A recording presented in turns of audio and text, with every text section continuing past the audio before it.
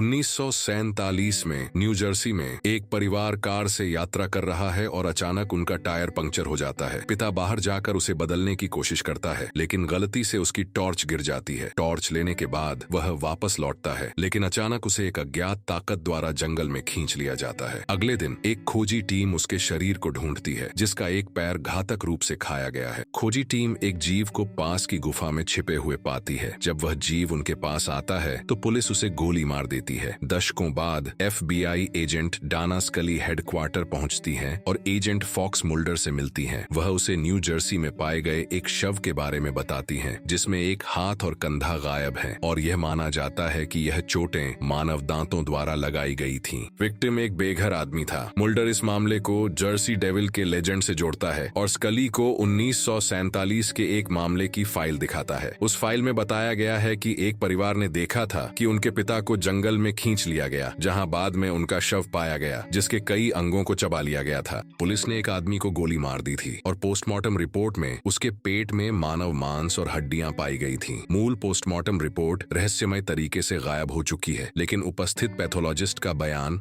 बचा हुआ है। फिर भी स्कली इसे सिर्फ एक मिथक मानती है। सत्य का पता लगाने के लिए वह और मुल्डर अटलांटिक सिटी के मर्चरी में शव का निरीक्षण करने जाते हैं। कोरोनर पुष्टि करता है कि शव के अवशेषों पर दांतों के निशान मानव जैसे हैं। थोड़ी देर बाद डिटेक्टिव थॉम्पसन, जो इस मामले की मुख्य जांच करता है, घटना स्थल पर आते हैं। वह मुल्डर और स्कली को वहां से जाने के लिए कहता है, यह दावा करते हुए कि उनके पास हत्या की जांच में कोई आधिकारिक अधिकार नहीं है। एजेंट्स उनकी बात मानते हैं और वहां से जाने की तैयारी करते हैं। मुल्डर हालांकि यह सुझाव देता है कि वे एक होटल में ठहरें और मामले की ओर जांच करें, लेकिन स्कली इसे ठुकरा देती है क्योंकि उसे अपने गॉडसन की जन्मदिन पार्टी में जाना है। मुल्डर उसे कार की चाबियां देता है और यह तय करता है कि वह पीछे रहकर अपनी जांच जारी रखेगा। अगले दिन मुल्डर पार्क रेंजर पीटर बोल से संपर्क करता है और वह उस स्थल पर जाने का निर्णय लेता है जहां शव मिला था। वह बताता है कि बहुत से बेघर लोग इस क्षेत्र में दी डेविल नामक एक रहस्यमय प्राणी से डरते हैं। बोल 4 साल पहले का एक अजीब वाकया याद करते हैं, जब उन्होंने देखा था कि एक बड़ा मानव जैसा आदमी बर्च पेड़ों के एक झुंड से लगभग 60 गज दूर बाहर आया। उस व्यक्ति ने उनकी आंखों में आंखें डाली, हवा को सूंघा और फिर जंगल में गायब हो गया। बोल यह भी बताता है कि उसने कुछ आधे खाए हुए जानवरों को पाया है जिन पर मानव के दांतों के निशान थे। मुल्डर बोल से कहता है कि यदि उसे कुछ और याद आए तो वह उसे संपर्क करे। फिर वह अपने होटल वापस जाने के लिए चल पड़ता है। इसी बीच वॉशिंगटन में स्कली अपने गॉडसन की जन्मदिन पार्टी में है, जहाँ वह रॉब से मिलती है, जो एक अकेला पिता है। अटलांटिक सिटी में मुल्डर कुछ बेघर व्यक्तियों से बात करने की कोशिश करता है। एक बेघर व्यक्ति आगे बढ़ता है और पैसा देने के बदले जानकारी साझा करने का प्रस्ताव करता है, जिसे मुल्डर स्वीकार कर लेता है। वह आदमी मुल्डर को एक ह्यूमैनॉइड प्राणी का चित्र देता है, दावा करता है कि उसने इसे कचरे में से कुछ निकालते हुए देखा था। वह यह भी बताता है कि यह प्राणी इलाके के सभी लोगों में डर पैदा करता है, यहाँ तक कि पुलिस भी इसकी मौजूदगी से परिचित है। मुल्डर उस आदमी को अपने होटल की चाबी देता है और खुद गली में रुककर उस प्राणी का सामना करता है। रात को मुल्डर उस प्राणी का इंतजार करता है। वह दूर से एक कुत्ते के भौंकने की आवाज सुनता है और फिर उसे एक अंधेरे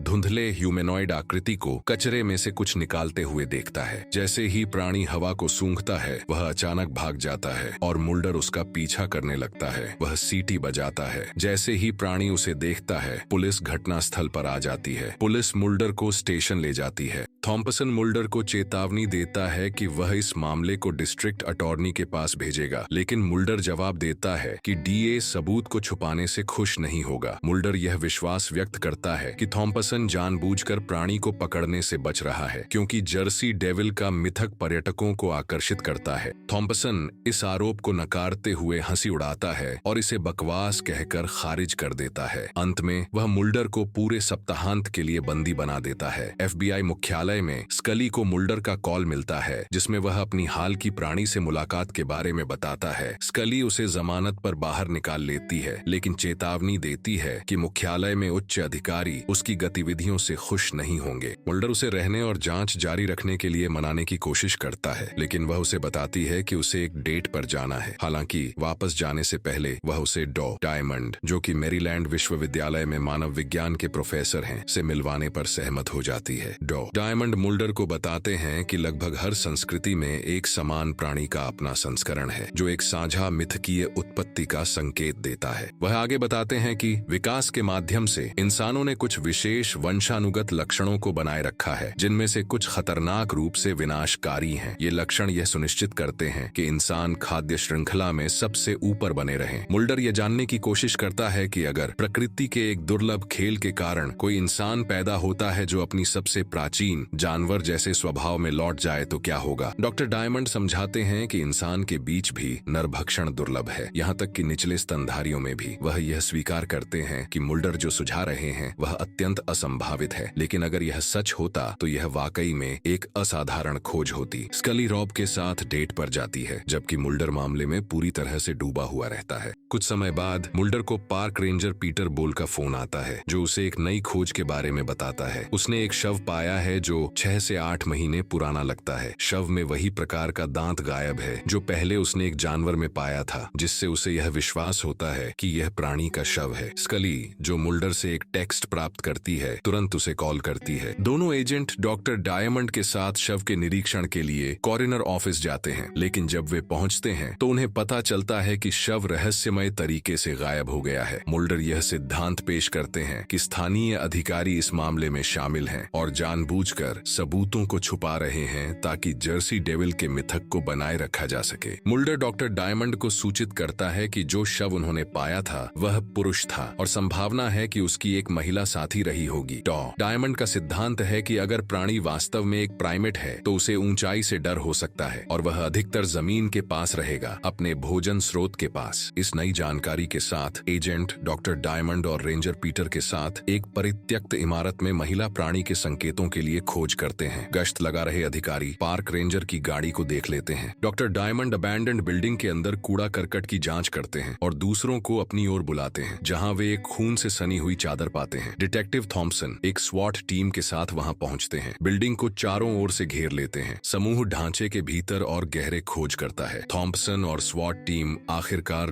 डायमंड से मिलते हैं और उन्हें मुल्डर के शामिल होने के बारे में सवाल किया जाता है। डॉक्टर डायमंड मुल्डर को पहचानने से इनकार करते हैं। इस बीच मुल्डर दूर से प्राणी को देखता है और उसे पकड़ने के लिए दौड़ता है। खिड़की से स्कली मुल्डर को दौड़ते हुए देखती है और तुरंत उसके पीछे दौड़ पड़ती है। इस बीच मुल्डर प्राणी का पीछा करते हुए तहखाने में चला जाता है। अचानक प्राणी उस पर कूद पड़ता है, उसे जमीन पर गिरा देता है। प्राणी, जो महिला निकली, उसके ऊपर बैठ जाती है। मुल्डर उसका प्रतिकार करने की कोशिश करता है, लेकिन प्राणी बुरी तरह से हमला करता है। स्कली तहखाने में पहुंचती है और मुल्डर को अकेला पाती है। प्राणी कहीं नहीं दिखाई देता। मुल्डर उसे बताता है कि प्राणी सुंदर था। अपनी चोटों के बावजूद वह मामले को लेकर अडिग रहता है और बताता है कि प्राणी ने सिर्फ इसलिए हमला किया क्योंकि वह खतरे में महसूस कर रही थी। वह जांच के लिए संघीय अधिकार क्षेत्र की मांग करता है। तभी पीटर बोल बताता है कि पुलिस ने प्राणी को इमारत में घेर लिया है। चारों लोग इमारत में प्रवेश करने की कोशिश करते हैं, लेकिन स्वॉट टीम उन्हें रोक लेती है। उथल पुथल के बीच प्राणी एक अधिकारी पर हमला करता है और जंगल में भाग जाता है। मुल्डर, स्कली, डायमंड और पीटर उसके पीछे दौड़ते हैं। स्वॉट टीम उनके साथ है। जब वे घने जंगल में प्रवेश करते हैं, पीटर अंततः प्राणी को देखता है। बिना देर किए वह उस पर ट्रैंक्विलाइजर डार्ट फायर करता है, लेकिन उसका कोई असर नहीं होता। बिना रुके टीम अपनी दौड़ जारी रखती है। अचानक गोलीबारी की आवाज सुनाई देती है और समूह उस दिशा में दौड़ता है, केवल यह जानने के लिए कि प्राणी पुलिस द्वारा मारी गई है। जब मुल्डर डिटेक्टिव थॉम्पसन से पूछता है कि क्यों उसने उसे मारा, थॉम्पसन जवाब देता है कि यह एक बागी जानवर को मारने जैसा था। एक हफ्ते बाद FBI मुख्यालय में स्कली महिला के शव की मेडिकल परीक्षा के परिणाम देती है। पोस्टमार्टम रिपोर्ट में यह पाया गया कि उसके पाचन तंत्र में इंसानी हड्डियां थीं। मेडिकल जांच में यह भी सुझाव दिया गया कि प्राणी ने हाल ही में बच्चा दिया था। मुल्डर का सिद्धांत है कि पुरुष की मृत्यु के बाद महिला अपने बच्चों की देखभाल करने के लिए भोजन की तलाश में जंगल से बाहर आई। स्कली सुझाव देती है कि वह एक दिन का अवकाश लें और एक बियर पीकर आराम करें। वह एक कॉल प्राप्त करता है जिसमें कोई स्कली से बात करना चाहता है। वह रॉब है जो स्कली को डेट पर ले जाना चाहता है अपने बेटे के साथ। कुछ समय बाद स्कली मुल्डर से मिलती है और बताती है कि वह आज रात डेट पर नहीं जाएगी। स्कली तय करती है कि वह मुल्डर के साथ स्मिथसोनियन में एक एथनोबायोलॉजिस्ट से मिलने जाएगी, यह उम्मीद करते हुए कि वे प्राणी की प्रकृति और उत्पत्ति के बारे में अधिक जानकारी प्राप्त कर सकते हैं। एपिसोड के अंत में एक पिता और बेटा जंगल में एक शांतिपूर्ण हाइक पर होते हैं, अनजान रहते हुए कि प्राणी का बच्चा साए में उनका पीछा कर रहा है।